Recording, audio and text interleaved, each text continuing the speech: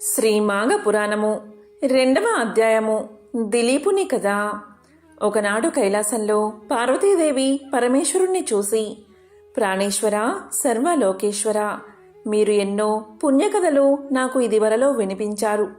ఇప్పుడు మాఘమాస మహత్యాన్ని వివరంగా చెప్పవలసిందిగా కోరుతున్నానని అడగగా, శంకరుడు అందుకు సంతోషించి ఇలా పలికాడు. ఓ సర్వమంగళ, నువ్వు లోక శ్రేయస్సు కోసం అడిగిన ఈ మహా విషయాన్ని తప్పకుండా చెబుతాను అంటూ పైన చెప్పిన మాఘమాస ప్రశస్తిని చెప్పిన తర్వాత ఇంకా ఇలా అన్నాడు. సూర్యుడు మకర రాశిలో ఉండగా మాఘమాసంలో మొదటి రోజు చేసే నదీ స్నానం మహాపుణ్యాన్ని కలిగిస్తుంది. 2వ రోజు స్నానం విష్ణులోక ప్రాప్తిని కలిగిస్తుంది. 3వ రోజు స్నానం చేస్తే అతనికి వచ్చే పుణ్యం ఎంతో ఆ నారాయణుడికే తెలియదట. ఇక 1 రోజులు చేస్తే అతని పుణ్యం ఎంతో ఎవరు చెప్పగలరు? ఈ మాఘమాసంలో ప్రయోగలో గంగా, యమున, సరస్వతి త్రివేణి సంగమ స్థానంలో చేసే స్నానం మోక్షాన్ని కలిగిస్తుంది. పిల్లలు, వృద్ధులు స్నానం చెయ్యలేకపోయినా నది నీళ్లు నెత్తి మీద చల్లుకుంటే పుణ్యం వస్తుంది. ఓపిక ఉండి కూడా నదీ నదాల్లో, చెరువుల్లో, సెలయేలల్లో ఎక్కడైనా బయట స్నానం చెయ్యనివారు మహాపాపాత్ములవుతారు.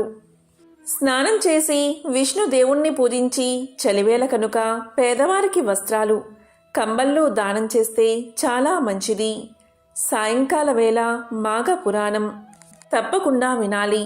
మాసాలంటిలో మాఘమాసం, శాస్త్రాలంటిలో వేదాలు, వృక్షాలంటిలో రావి వృక్షం, తేజస్సు గలవారిలో సూర్యుడు, మానవులలో బ్రాహ్మణుడు, పర్వతాలలో మేరు పర్వతం చాలా ఉత్తమం. దిలీపుడు అని ఒక రాజు ఉండేవాడు. అతను వేటాడి అలసిపోయి ఒక సరస్సు ఒడ్డున ఆ రాత్రి పడుకుని మర్నాడు ఇంటికి ప్రయాణమయ్యాడు. దారిలో అతనికి ఒక బ్రాహ్మణుడు కనిపించి రాజును పలకరించి ఇలా అన్నాడు. రాజా, ఇది మాఘమాసం కదా, పక్కనే సరస్సు ఉండగా ఉదయాన్నే స్నానం చేయకుండా నగరానికి వెళ్తున్నావేమిటి? నీకు మాఘమాసం మహిమ తెలియదా? స్నానం చేసి వెళ్ళు అన్నాడు. అప్పుడు రాజు అతన్ని మాఘమాస మహిమ చెప్పమని అడిగితే అతను ఇలా అన్నాడు.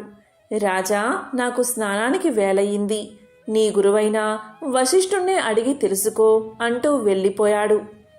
ఈ రాజు వెంటనే సరస్సులో స్నానం చేసి జప తపాదులు పూర్తి చేసుకుని తిన్నగా వశిష్ఠ ఆశ్రమానికి వెళ్ళి తన గురువుకు అభివాదనం చేసి, మహాత్మా, నాకు మాఘమాస మహత్యాన్ని చెప్పండని కోరాడు. అప్పుడు ఆయన ఇలా పలికాడు. రాజా, నువ్వు అడిగింది గొప్ప విషయం. ఈ మాఘమాసం ఇటు శివుడికి అటు నారాయణుడికి కూడా చాలా ప్రీతికరమైనది. మాఘ స్నానమే మహాపుణ్యప్రదం అనుకుంటే పూజలు, దానాలు ఇంకా ఎంత పుణ్యాన్నిస్తాయో ఊహించగలమా? మాఘ స్నానం వల్ల పాపాలు పోగొట్టుకున్న వారి కథ చెబుతాను, విను అంటూ ఇలా చెప్పడం ప్రారంభించాడు. పూర్వం ఒకప్పుడు వానలు లేక పంటలు పండక చాలా భీకరమైన కరువు వచ్చింది. తిండి లేక మనుషులు, జంతువులు కూడా చాలా బాధలు పడ్డారు. భృగు మహర్షి అంతటివాడు ఆ బాధపడలేక కైలాస పర్వత ప్రాంతానికి వెళ్ళి ఆశ్రమాన్ని నిర్మించుకుని తపస్సు చేసుకుంటున్నాడు. ఒకనాడు అక్కడికి ఒక గంధర్వుడు తన భార్యతో విహారానికి వచ్చాడు. భార్య మహా సౌందర్యవతి, అతడేమో పులి మొహం కలవాడు. అతడు భృగు మహర్షికి నమస్కారం చేసి ఇలా అన్నాడు. స్వామి, నేనొక మునికి అపచారం చేశాను. అప్పుడు అతడు నన్ను పులిమొహం కలవాడు కమ్మని శపించాడు. ఈ ముఖం నాకు చాలా వికారంగా ఉంది. ఈ శాప విముక్తి కలిగి నా పూర్వరూపం నాకు వచ్చేటట్లు అనుగ్రహించండి అని ప్రార్థించాడు. గంధర్వుణ్ణి చూసి భృగు మహర్షి చాలా జాలిపడ్డాడు. నాయనా, ఈ జన్మలోనో పూర్వజన్మలోనో చేసిన పాపం మనల్ని వెంటాడుతుంది. దాన్ని పోగొట్టుకోవాలి అంటే మనం కొన్ని పుణ్యకార్యాలు నియమబద్ధంగా ఆచరించాలి. అలాంటి పుణ్యధర్మ కార్యాల వల్ల పాపం క్షీణిస్తుంది.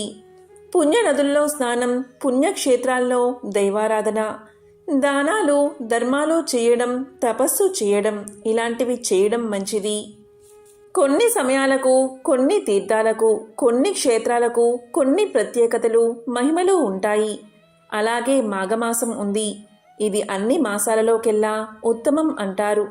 ఈ మాసంలో చేసే నదీ స్నానాలు, దానాలు, ధర్మాలు, పురాణ శ్రవణాలు విశేష ఫలితాన్ని ఇస్తాయి. ఇది మాఘమాసం. నీ అదృష్టం వల్ల ఇది కలిసి వచ్చింది. రోజూ ఉదయాన్నే ఇంట్లో కాక ఏదో ఒక జలాశయంలో స్నానం చేసి విష్ణు దేవుణ్ణి పూజించి మాఘ పురాణం విని సత్కార్యాలు చెయ్యి. దానితో నీ పాపం తొలగిపోయి శాప విముక్తి కలుగుతుంది అని చెప్పగా విని ఆ గంధర్వుడు మాఘమాసం 4 రోజులు నియమనిష్ఠులతో వ్రతాన్ని ఆచరించి తన పాపాలు పోగొట్టుకున్నాడు. దానితో అతని పులిముఖం పోయి ఇదివరకటి తన రూపం తనకు వచ్చింది. దానితో పరమ సంతోషం పొందినవాడే భృగు మహర్షికి నమస్కారం చేసి భార్యా సమేతుడైన తన లోకాలకు వెళ్ళిపోయాడు. ఓ దిలీప మహారాజా, మాఘస్నాన మహిమను చూశావు కదా. నీకు మరొక కథ చెబుతాను, విను అంటూ వశిష్ఠుడు ఇలా చెప్పసాగాడు. శ్రీ మాఘ పురాణము 2వ అధ్యాయము సంపూర్ణం.